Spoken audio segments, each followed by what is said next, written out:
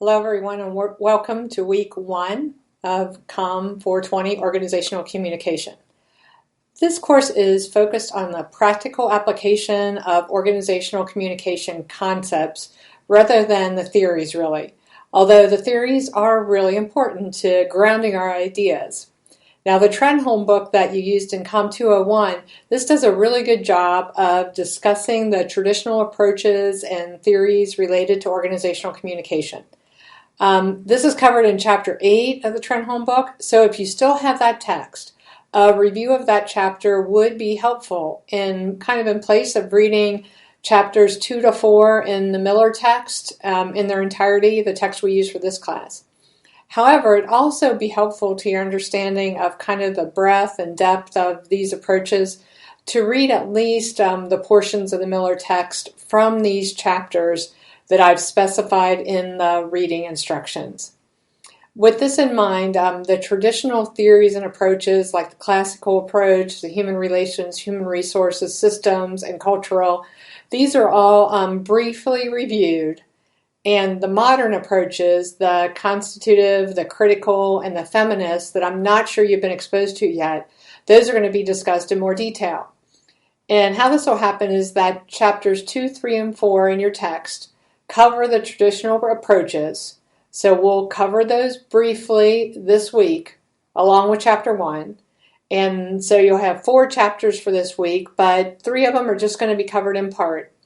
And then the modern approaches are presented in chapters 5 and 6, and we'll give them a little bit more attention, and we'll cover those in week 2. So you'll just have 2 chapters in week 2.